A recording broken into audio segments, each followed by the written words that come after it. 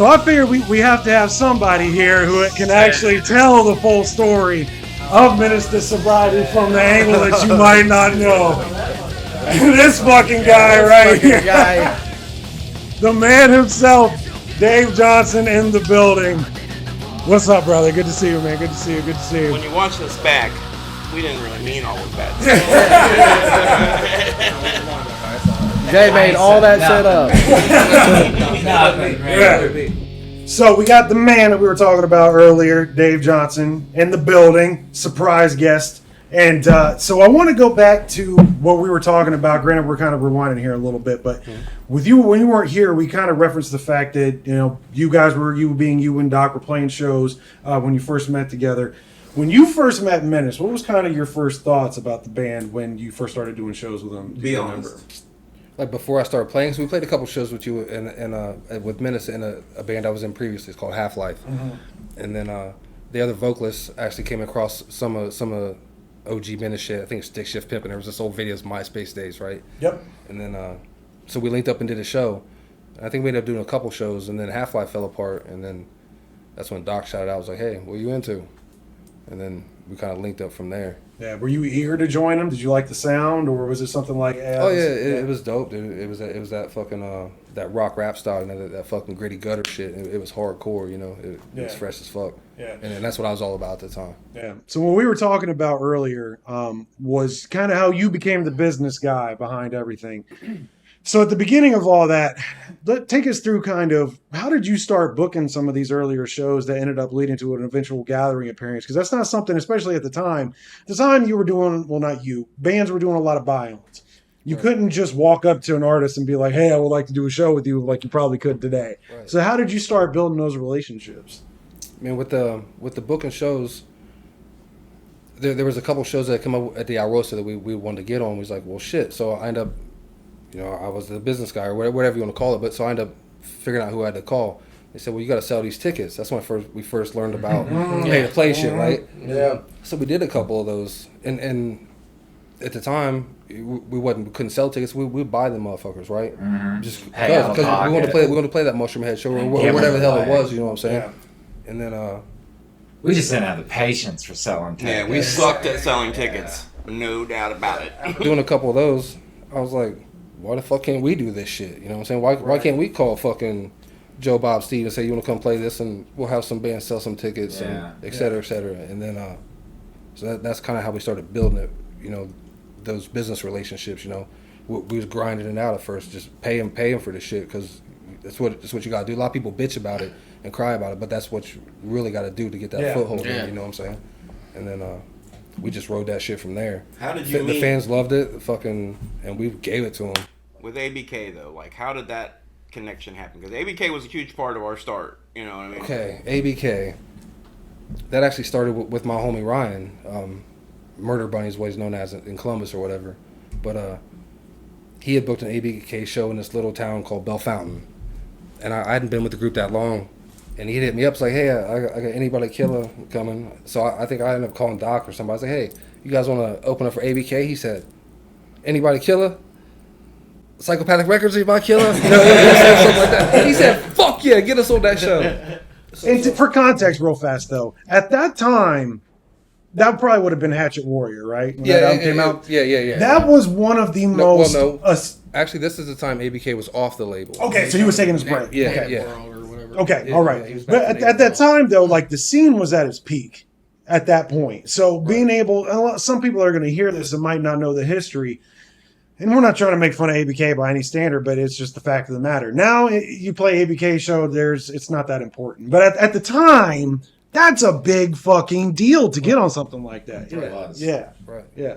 They all certainly thought so, anyway. Right, yeah, right. I didn't have any idea. Right. Yeah, I didn't either. Yeah, I had no idea myself. You know? Well, it was us being able to put our name inside the Juggalo. Yeah, sure. The first but that explains the excitement of what Dave was saying, where it was like, you couldn't believe. Yeah, of course, ABK. You know, ABK was huge to us. Sure. It led to a lot of other opportunities. Yeah, a lot. Sure. Right. So, like I said, Ryan did that show in that small town called Bell Fountain, and I was doing shows at the Columbus at the time because I was doing shows at Alrosa. That's when I just started doing shows. Well, they had caught wind of that, so then the next time around, they wanted to play Columbus. So then that was the beginning of bringing ABK into the Alrosa Villa. Gotcha. As a promoter, like we was promoting the show, we was pushing that shit. Yeah. And we wasn't selling tickets. And we wasn't. So, It's we had some hilarious. you needed, but we wasn't. And it's hilarious because I didn't realize, I'm jumping ahead a little bit here. I didn't realize just how much they didn't care about selling tickets until I joined the band, and it was my fucking job to sell the tickets. And yeah, that was 40 of them came to you real quick. Yeah, for sure. No, Jay never gave us any tickets, really. You know what I mean? It was never passing out of like, hey, he's promoting the show. Like, Yeah, there were 7 of us, but really there was 1 of us doing that shit. Yeah, unless somebody's old lady needed a ticket, and then that was their contribution. it goes back to the beginning, though. The only juggalo that I knew is sitting beside me. He was coming to the show anyway. You know what I mean? Right. Like, who am I going to sell a ticket to? That's fair. That's fair. Yeah. So, did you learn quickly that you had a kind of a mind for business, or is that something that you learned on the job? Because for me, I didn't know I was good at doing that kind of stuff until I was in it. Granted, I had a great teacher in Nielsen Hickson, dude that owned Odd Bodies. He taught me everything I knew. So I didn't learn on my own as much as I think maybe you did, or am I off base on that? I mean, a little bit, yeah, because a lot of the shit I learned, I mean, it was on the fly for me, but my mentor, I guess you would say, was Rick Catella from the Irosa Villa. Yeah.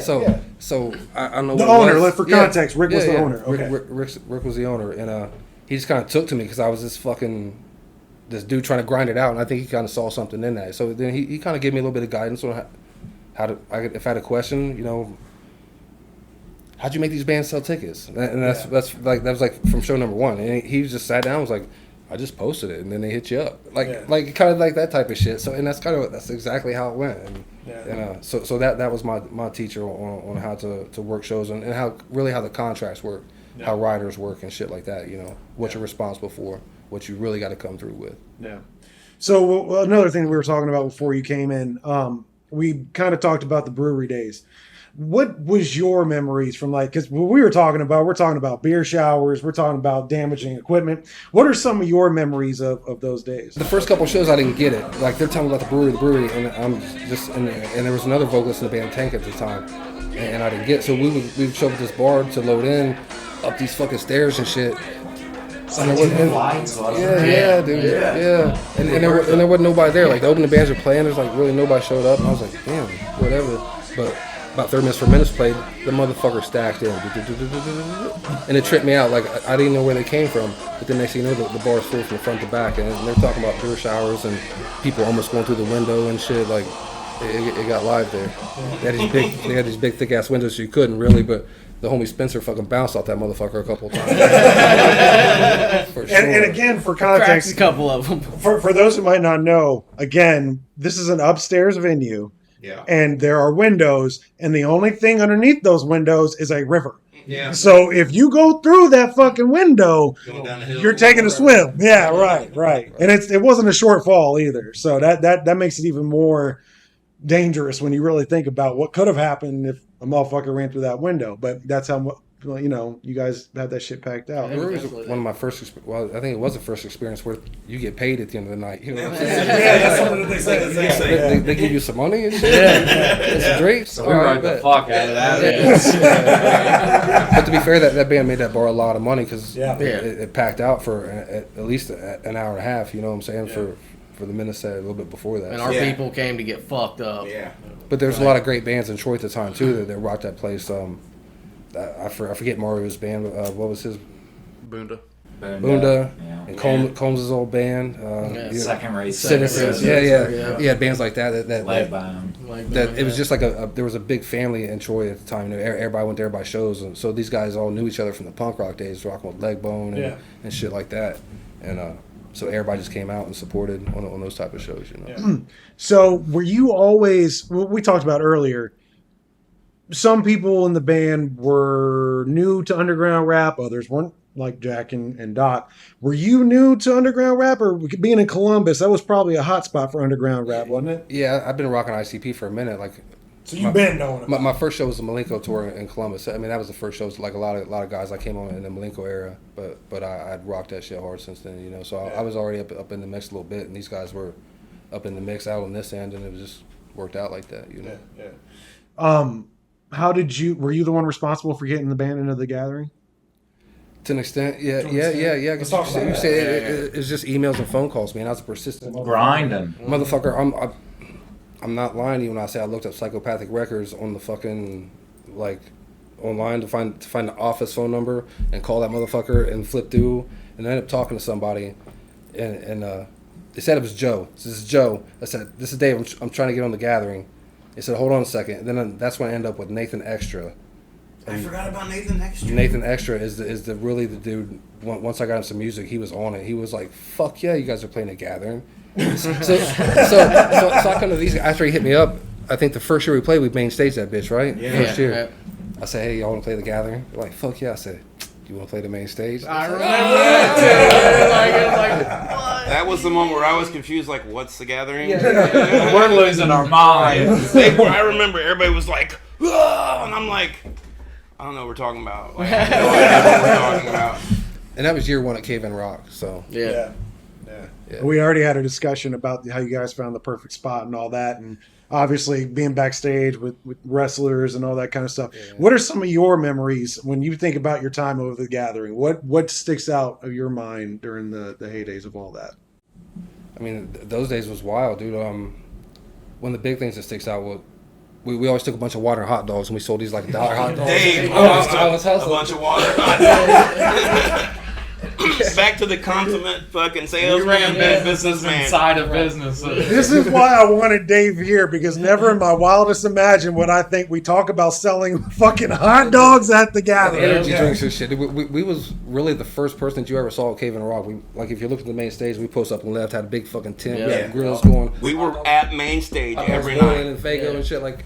The only tent at main stage, and we were selling hot dogs and water and LSD. Fucking, you know what I'm saying? Like, Yeah, dude. And every time we'd do something at the gathering, and we'd be like, "Bro, I think we're gonna get in trouble for this. yeah. Like, never we got can't in do trouble this. for it. We can't do this." And they'd be like, "Nah, fuck it, dude. Yeah. We ain't gonna get in no Just trouble." do And it. every time we'd get away with it, dude. Yeah. It never fucking failed. I don't Dave was understand it. always the one that was Like, like, nah, no. Don't worry we're about alright. it. We got Alright. this. That first year that I went with them to the gathering was the only time we sat in the parking lot the night before. After that, it was Yeah. straight to camp. Yeah, dude. Yeah. Like, nobody Just drive knows we're in. coming. He's just like, "Nah, just drive in. We'll just wave at him." The and first we'll let year, us Dave in." said that was like, just drive in and just wave at him, and I'm like, okay. So that's what we did. We just drove in like, hey, what's up? And they're like, what's up? I guess. And that even lasted all the way to my only gathering that I played with you guys. I'm in the van with you, and I've got all my credentials on me. And Doc's like, "You're not going to need that." And I was like, "No, I just want it just in case." He goes, "Okay, but you're not going to need that." Roll the window down, tell him we are, "Yeah, right over there." Told you didn't need that, bro. I know, but yeah. So it's always been that way. That's Yeah. funny.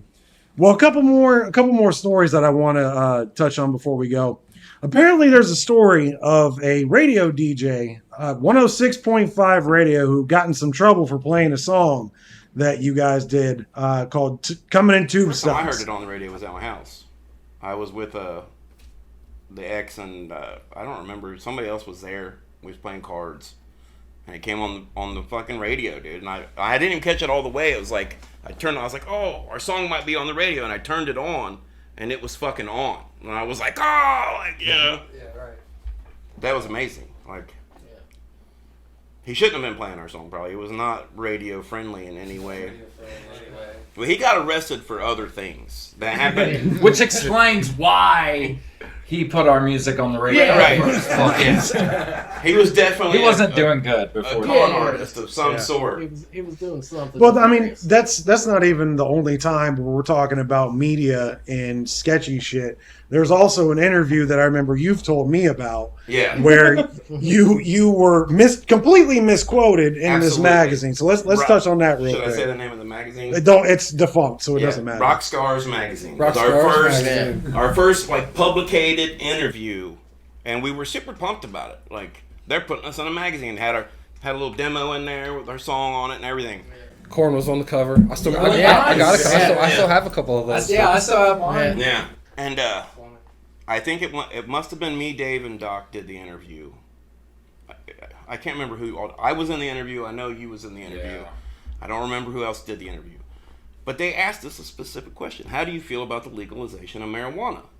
And is either Doc or whoever else was there was like, I don't give a fuck. That was the response.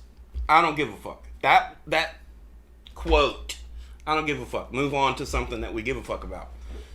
Smoke your weed, whatever. We wasn't talking about legalization. We were menace to sobriety, not fucking, hey, stand up and cheer for legalization. We had no stances, no political movements.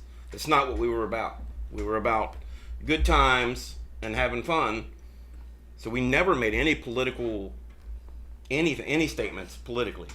And when we got the magazine, it was a paragraph, half a fucking page, about how we supported the legalization of marijuana. And I mean, I can't even remember the full quote, but like, The quote originally was, "I don't give a fuck." yeah, that's what I'm saying. That's And then what it we became said. a paragraph of fucking propaganda. It was propaganda about us supporting legalization of marijuana, and it had nothing to do with what we talked about in that interview. They just put in there what they wanted to say. You know what I'm saying?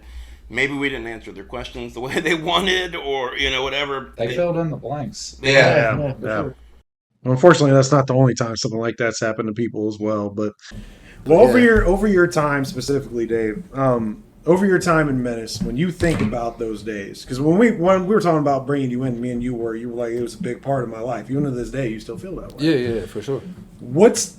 You think of Menace to sobriety? What does it mean to you that time period? Like, was it something that you view as a start for you? Was it a peak for you? What comes to your head when you think of that? I think it definitely put me into the game on a deep level. Back then, when you get a group of dudes like that, it becomes like a brother, because we hung out with each other more than we did our families sometimes. You know what I'm saying? We're trying to practice twice a week and shit. I ain't seen my mom in a month. I seen these guys fucking 6 times this month. So you kind of grow into a bond type shit, and we lived it like that back then. Fuck, some of us was hooked on drugs, some of us was living family life, some of us was doing et cetera, et cetera. So we lived it pretty intense. Yeah. And we did some really cool things. Like they said, when you get to meet your idols sometimes, got to a point where ICP's in Cincinnati, hey, you guys want to come out and play? Yeah. Right. Yeah, sure can. I go to Billy, hey, you care if we play homies tonight? Nah, go ahead. That type of shit. So just experiences that were there are definitely like lifetime type memory shit, Yeah. But as far as a peak or a start, I don't know. I don't know. Because that shit was really fucking cool. Ain't nothing been that cool yet, but you just never know how life goes, you know what I'm saying? Yeah. I feel you there. Yeah. ICP at Bogart's, that was an experience. That was pretty intense. Yeah. Dude, the Fago was filling up inside the exit sign. Yeah. You see the sign, the square sign. And we're like 3 levels down. Yeah, it was 3 levels down. It was crazy. Coming out of the outlets and the light I switches. fell down like the it was steps. coming out of them. I fell down the steps of Bogart's, walking off the stage, because we're on stage with ICP for the Fago Armageddon, whatever. And Shaggy had hit me in the face with a fucking bottle. like I had sprayed him on accident, kind of, like just going crazy. And so he was like, all right, I'm going to get you back. And nailed me. And if you've ever seen Shaggy do a Fago bottle, he's really talented. The fucking with that assassin. shit. Right. Yeah, so I turn around, he's just looking at me and just, blow, nails me. And I'm like, cool, I'm done. I've had enough. So I start walking off, and there's so much Fago running down them steps. I fell down, and slid down the steps, That's right. and broke my elbow, chipped my elbow. Is that where you knocked over the... Yeah. No, Yeah. no. That was a different show. Another ICP No, the show. soundboard and shit. That was the Rockstar Arena show. Yeah, well, Jumping all over the we did place. a Spencer benefit. Yeah. I'm walking up ICP, probably our next ICP show. I'm walking around the side of the stage. Benson, our former guitar player, turns around and just turning around, elbows me. I fall off the side of the stage, which is this tall. Probably, right? About that tall. I think over or onto a soundboard and then onto the ground. Flat back, like a bump, you know what I'm saying? Then the Fago barrel. The barrel of Fago filled with ice, I think. Yeah. Just Fagos. Just comes off the stage and in slow-mo falls right on my face, dude. Pours all over me. Those are those were 2 ICP shows for me. Fago tried to kill him twice. Yeah. Oh, that's great. That's great. Yeah. Well, do we want to address how it ended for you? It's your Funny call. story. It's your call. It's a funny story now. It ain't nothing to put on video. It was just dumb shit. He was on drugs, and I told Billy Bill to fuck off, and these guys got scared about it, and we fucking parted ways. I had a No big deal. a bad reaction to Dave. Dave called me. We're backstage at a show in Troy. He's like, yeah, so I just told Billy Bill to fuck off. And I'm like, what? Like, They thought the whole psychopathic career just crushed. yeah. And Billy Bill was running Psychopathic at the time. Like, he was the boss. That was our connect. And Dave was doing like a writer's show or Well, something. I had Ryder's book, dude. They didn't show And as a up. promoter, you know, you don't Yeah. make money a lot, right? There's only a couple shows that made money. Boondocks, New Year's Evil. I think one ABK show out of fucking 35. But that Ryder's show sold out in like a week and a half. And But didn't they shit not went show south up or and- something? Yeah, then they didn't show up. And Menace, to be fair, Menace had a Halloween show booked. What was it called? What did you guys usually Freak call Out, that? Freak Out. Yeah, freak out. And they'd done that. wasn't us, They'd done that that. was Dave's. It was Dave's show. Oh, was it? But, Okay, but you yeah. would play it every year, right? It was like Yeah. a yearly thing. And I'm like, I ain't coming. I'm Yeah. going to deal with this shit, you know. So it was just my fault and some shit. And then about Really, so drugs had started drugs were very playing deep a into the factor in situation. our day-to-day lives. Things started to kind of deteriorate mentally for a lot of people, Yeah. basically, at that point. And there were small arguments after, same with any group of people through, 10 years or whatever it was at the fucking time. Yeah. And we all started arguing about money and drugs. And, Rock star life. yeah. And then Dave called me that day. He didn't come to our show, you know what I'm saying? And so I was pissed about that. I think Doc was pissed. I don't remember exactly, but Fuck yeah, he was pissed. Everybody's pissed. If I, rational mind, I'd have been pissed too. What the fuck you mean you ain't coming, stupid? right, What the fuck? Yeah. But I was a drug addict at the time. it's understandable. And I just lost $10,000. It's having a I bad was day. hurt. I was hurt. And not only that, I think we're not divulging any secrets here by saying that Psychopathic are not the best businessmen in the world, and they haven't were been. severely worse then. Right, yeah, You know. right. When they actually had pull. Right. I learned to be fair that wasn't even their fault. Rick Catella, he always made these commercials. This is Rick Catella, rock and roll reverend, out Rosa Villa.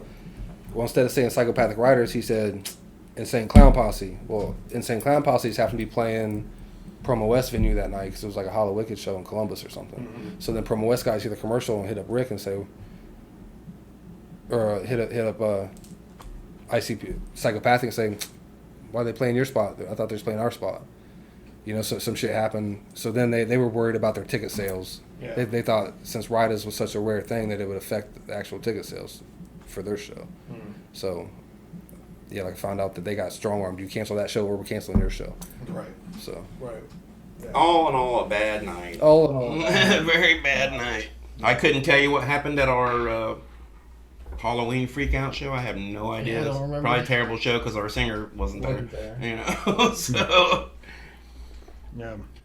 Well, your exit ended up making a way for a couple of people who aren't with us for this recording. One of which is Voodoo, who ended up becoming the de facto manager after his split. Yes. yeah.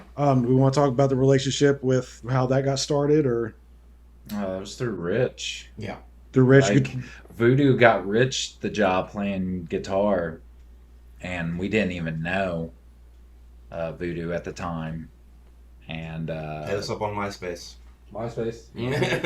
and then like basically Rich was like, my buddy wants to help out, can do things, and we talked. That's a question I wanted to ask you. He helped us pay, I think, for part of an album, right? Voodoo did all kinds of shit, bro. Yeah. He did artwork. He helped out with websites. He fucking paid for shit we didn't have money for. He fucking, if you needed a ride, he was gonna get you there. He did Yeah. a lot. So you knew him in the yeah, band. Okay. yeah, All right. yeah. All right. Voodoo was one of my greatest assets on my end because I could hit him up like, hey man, I need some graphics for this at XYZ, Yeah. and then I could just forget about it. You know what I'm saying? Yeah, Like it's right. done and out the way. Or, hey, Voodoo, we need a couple $100 for this. And he was there every time. Weirdly. He ended up becoming the de facto manager after Yeah. Dave left. Then that's okay.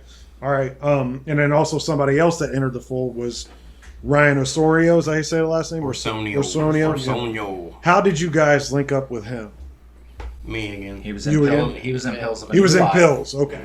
I grew up with him and his brother in Bradford, where the other person, Josh Slater, came from.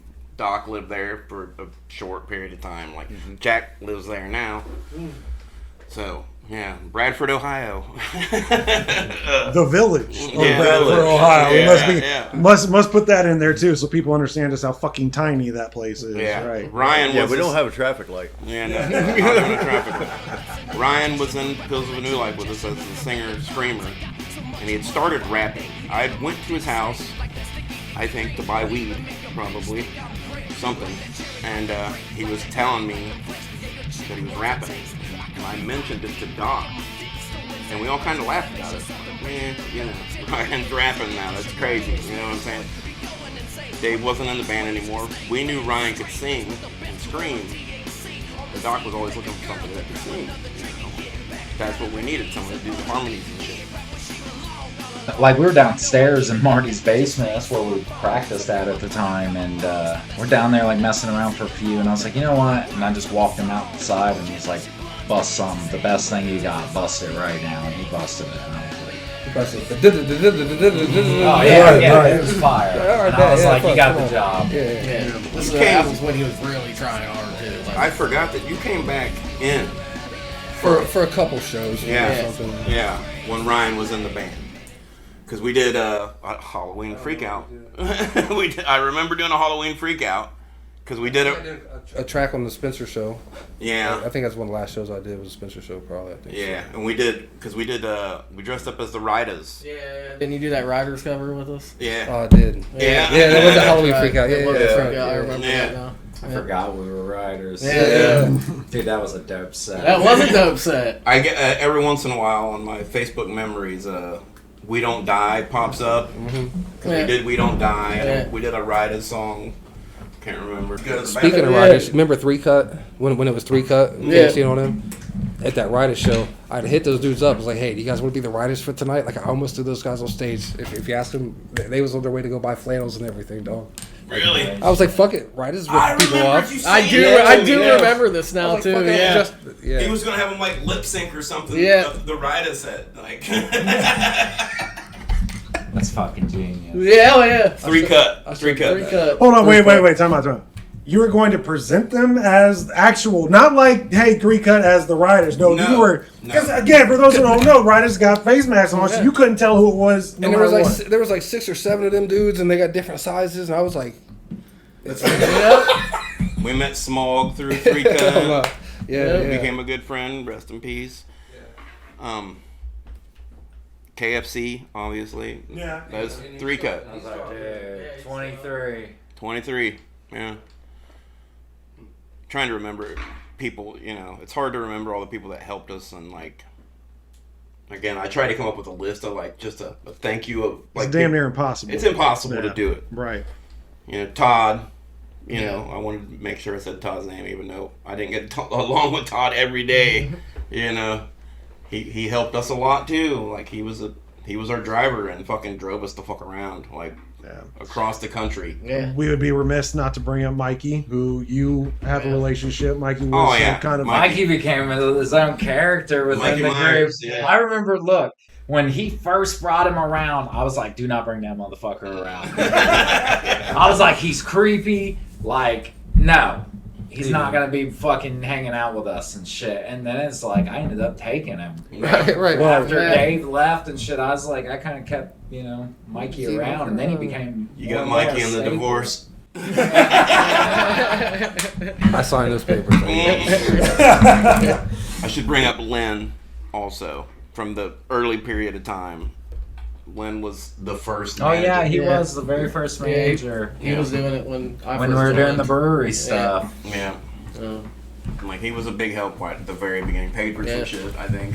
Jason Deaton paid Jason like the first Deaton. couple $1,000s for our very first album to be made. Yeah. All things Gee. that should be mentioned, really. Well, we'll keep trying as we keep going. But so Ryan was around for a couple things. One, we kind of mentioned it, the creation of the album Spencer. That was the album he was on. and also an event that happened that we wanted to talk about where a promoter wanted you guys for a photo shoot. And this is a legendary. I see the look on Jack's face. So maybe we start with Jack because he might have memories of this. So this photo shoot by this promoter named Louis Wood Jr. That's where I'll cut it off. Jack, what do you remember about this photo shoot? I wasn't there for that, but I know. You know the situation? Yeah. Jack didn't have to bother with all that because there was no band production there. We just showed up for Mr. Hollywood. a photo shoot at the fucking Dayton Space Museum. Like we're like a little kids. Like Menace to Sobriety in the space shuttle, you know what I'm saying?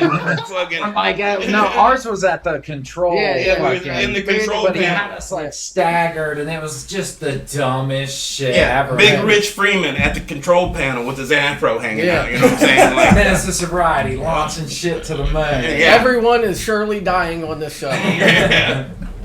Lou Wood Jr. was a fucking idiot. Please keep that in there.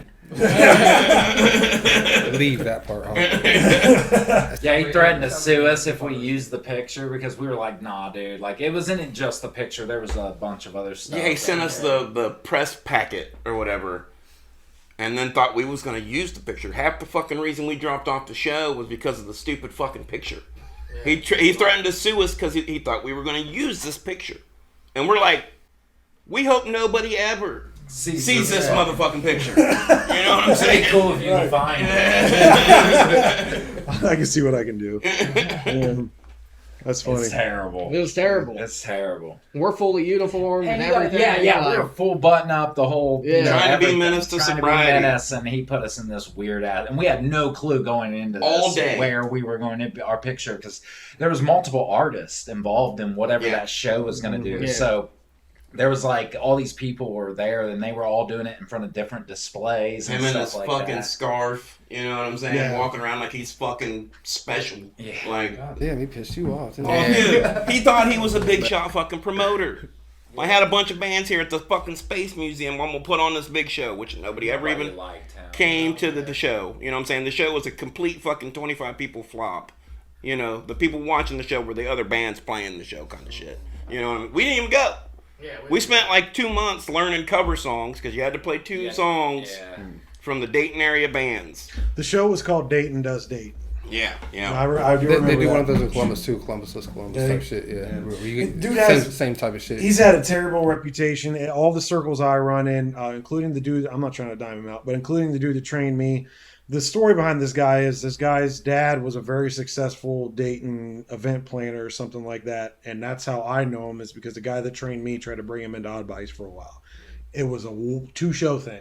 So, and this dude could handle me. And I'm, everybody knows how much of a fucking firecracker I used to be. Yeah. He was able to reel me in. He was not able to reel in Louis Wood Jr. And that should tell anybody, that knows me just how difficult this fucking guy was. But people were willing to work with him because of who his dad was. So that's why he was able to at least have a little bit of clout. But like, yeah, I'm Louis Wood Jr. And would throw that out there. And people go, oh, okay, well, maybe. I wish Voodoo was here because he had the most hate. Yeah, he he had to just deal with him like on a he daily. dealt with him through that whole entire thing. He was not happy Yeah, when he we was were like, pissed. tell him to fuck off. Yeah. Because eventually we had to tell Voodoo to tell him to fuck off. Like, we ain't doing this. Right. And Voodoo was not exactly excited about He was not. making that call because he was like, this is going to be a problem. And we were like, we don't give a fuck. Like, like, It is a problem. yeah. We're there. So how many years was Ryan in the band? couple. That wasn't 2 or 3 maybe. He did the whole entire Spencer album. Yeah. Yeah. Well, this enters my entrance into the band, if you would. I remember I started booking shows in Dayton, and this is how weird. Like, I'm a big believer in fate. You don't have to believe in God, that's fine. But I'm a big believer in fate and God. And our trajectory, mine with y'all's, matches in so many ways. Promoter, learning how to be a promoter from a venue owner, same thing. Who was my first entry? Same thing. Becoming a promoter is because I wasn't getting opportunities. And it was, fuck it, I'm just going to do it myself. Now, granted, I've known Doc. He swears the guy he doesn't know me from high school, but I know I do. But I've known Doc. I knew of Doc. I should say I know him. I knew of Doc. And, yeah, so I'd seen all the stuff that you guys had done. And when I wasn't getting opportunities, I kind of went and took your guys' example and said, fuck it, I'm just going to book my own show. Again, Trajectory. Who was my very first show? ABK. And it's just, that was my very first show. So there's all these different parallel lines. And that eventually led me. I remember we did a DJ Clay and Lil White show was my first experience working with you guys. And I was still just being a promoter and a rapper at the time. And then fast forward a couple of months, I ended up getting Twisted to sign on to do a show in Dayton through, I think it was through Justin Tinney. He had to connect at first. And he just needed a spot because I think at that point Columbus had been so oversaturated with shows, and this new place called Odd Bodies and this new promoter named Jay Roman was starting to do these things in Dayton. And I think we had even had a couple of discussions with maybe doing some stuff at the time as well. I don't think it ever came to fruition until later. But yeah, so that's when I had my foot in the door, and I had to pick 2 more bands, and I couldn't do it. So I ended up doing a Battle of the Fam. It was what it was called. It was just a battle of the bands. Battle of the Scam. Battle of the Scam. That's how it should be historically remembered. These fuckers worked me and they'd be like, "Hey, let's make sure we come on last." I mean, granted, at the same time, I mean, I'm not insulting anybody here, but the quality of acts, the 2 that won were going to win anyway. And I think Bub even said the same thing. Like, it was kind of set up a little sketchy, but Wow. Look at him. It's called an airplane. but at the time, whoever did win was going to be the ones who won anyway. And we're leaving that in there, by the way. Oh yeah. Shout out New Breed of Thieves. And Bob, Yeah, yes. And that was my first real time working with you guys, and I ended up. You guys wanted me to do a track with you, the Homies track cover that you guys used to do. You guys, hey, you should. Time out. Yeah, go ahead.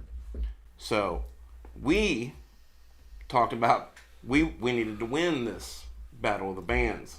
So what better way to win the Battle of the Bands than to put the guy running the Battle of the Bands In the band or on a song with you? And to be fair, at that time, and I'm not. You guys can tell me if I'm tooting my own horn or not. At that time, I had the most power in Dayton in that scene at that point.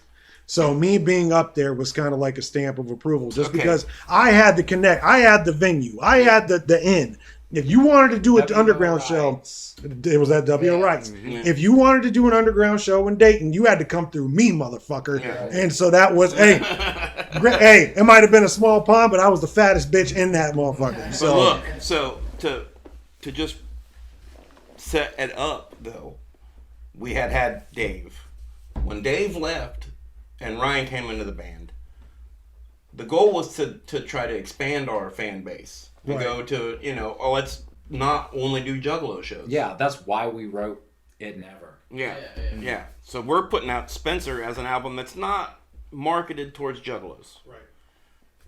We were positive it was the greatest album that we had ever done. Okay. Well, guess what? Juggalos is still the only people coming to the show. Yeah. Right. You know what I'm saying? And they didn't think that same thing. God love them. right. They didn't agree with our idea of let's do this other thing, and nobody else did either. Juggalos kept coming to shows. We didn't know how to get into another market really. At that time when we had Ryan, we had Voodoo, who was not a promoter. He was a manager and did well with that. We didn't have Dave anymore. We didn't have you yet. Promoting was not our biggest asset. None of us were fucking any good at it. I think I remember too. I think you told me once, Marty, that at that point in time, it was kind of like you guys were only doing a show like once every 6 months or something like that. Yeah, we were definitely slowing down. We slowed down on We were shows. we was in a limbo zone where we didn't know what the fuck to do. Right. It was like So we were only taking shows that were like really worth it, like if, Then all of a if we sudden- knew it was going to be a big show, we'll go take it. But we Yeah. weren't taking small shows. yeah.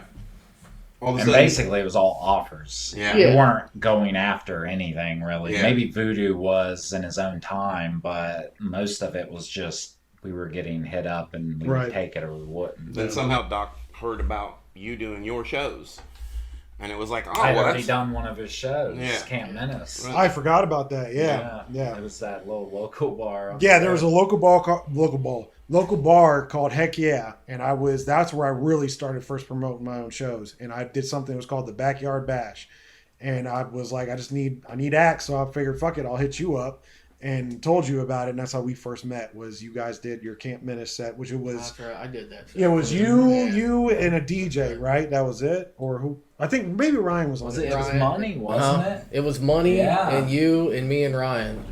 Yeah. Because Ryan did a couple of his Right. his solo Right. tracks. That was right when he had first joined. Yeah. Yeah, we didn't have enough material Yeah, all yeah. together, so we just hodgepodge some shit together to play that show for Yeah. you. Yeah.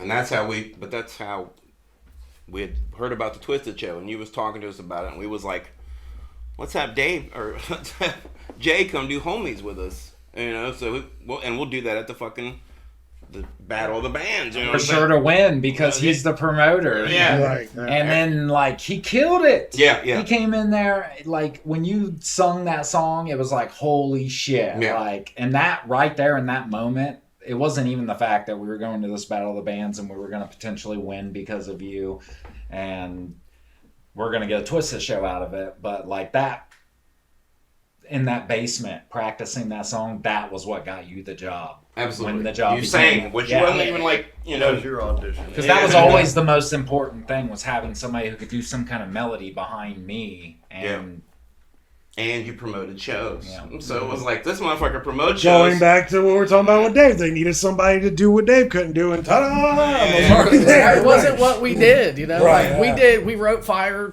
songs, bro. Like, Right. you want us to write a banger? I got you, dude. Right. Booking the show? Alright, fuck. I don't know nothing about that. Yeah. And it was definitely odd for me. I guess we should back up. So one day I get a call. It was a couple weeks before the Twisted Show. I get a call from Doc. And I'm dead asleep. I wake up. I see he called me. So I think there might be something going on or something. I don't know. So I call him back real quick. And he goes, hey, what you doing? I'm like, I just woke up, man. He goes, hey, how would you like to join one of the best bands in Ohio? And I remember I went, who? Not because like I was like doubting what he was saying, but in my head, I was very quick, like, he can't be talking about Menace. Like, I'm just some dude who did a track with y'all. Like, he can't be talking about it. Sure enough, turns out there was some situation that happened. This was Ryan's exit. And he was talking about joining you guys. So I ended up going up to where you guys worked at the time. And had this discussion, got the album. And I remember him saying like, why do you need the record or something like that? I'm like, because I've never listened to the music before. And I saw this look on his face like, what? But that's how I am. I still don't listen to, if there's somebody I know personally, I can't listen to the music. I don't know why. I'm just fucking weird like that.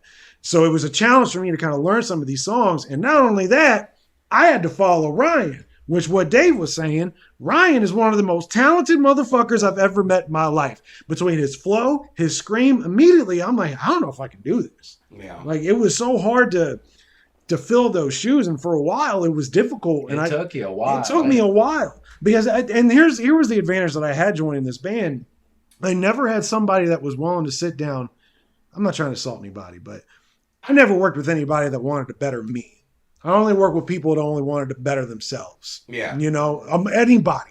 Didn't matter what group it was in. It was always what I could do for them, never what they could do for me. This was the first time where I was like joining a group where they're like, we're going to get you better no matter what. And not only that, if it wasn't for Menace, I don't think I would have a lot of the ability that I have now to be able to go just take a step back from myself and analyze what I'm doing as a person, because you guys dissected it so much. Any little thing that I did. And not only that, breaking down walls of because we give each other shit a lot. We always have. And it's a joke. But at the time, I took that shit personal. We knew that. Yeah, oh yeah, I know. We knew. Didn't give a fuck. Right, but the thing is, I remember knowing and saying, we got to go harder. yes, that's what I'm about to say. That didn't stop anything. That made it worse. The more angry I got, they're like, what? Yeah.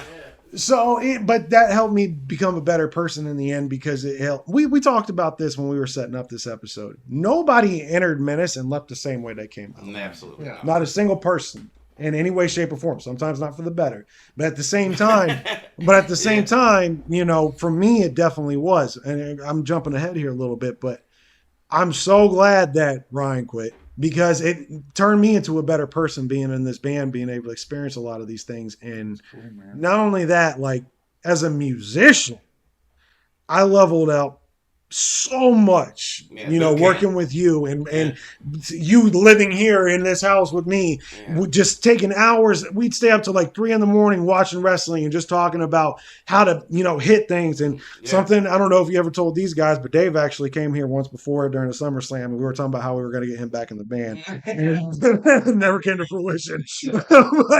But I think in the next practice we brought it up, and Doc was just like, no. It didn't go anywhere. There's already too many. Of them. Right. I was trying to get rid of 2 of you. But just having all those experiences, man, I can never trade it for the world. But it was initially going into it, it was very fucking hard because I had to break down those barriers for me. And not only that, at this point in this podcast, you hear all the tight knitness, for lack of better words, with all these people, and then bam, here's this brand new guy who doesn't know how to act, can't take criticism, and isn't that good. Yeah. And we're gonna with these guys. Yeah. We've been together for 15 years. Yeah. Right.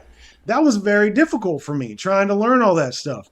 And then we can look at each other and read each other's eyes mid-song, like absolutely talking basically. And absolutely we were, like, lost. Lost. Up in the woods there, whatever. I remember my second show, it was a Halloween Freakout.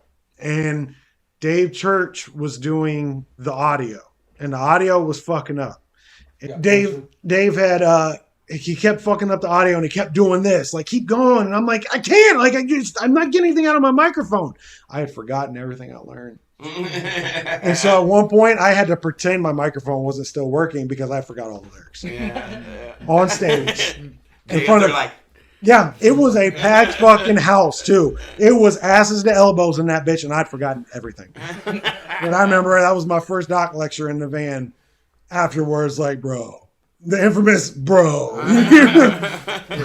But yeah, it was tough learning that stuff. That was something we all had to learn too. Doc, I can remember Doc would react on stage, like when early on, like, and we would have that conversation, like, stop doing that, like, fucking stop doing that, like, you cannot, hey, you know what I mean, right in the middle of the fucking set, like, you gotta look like we fucking know what the fuck we're doing at all times, all the fucking time.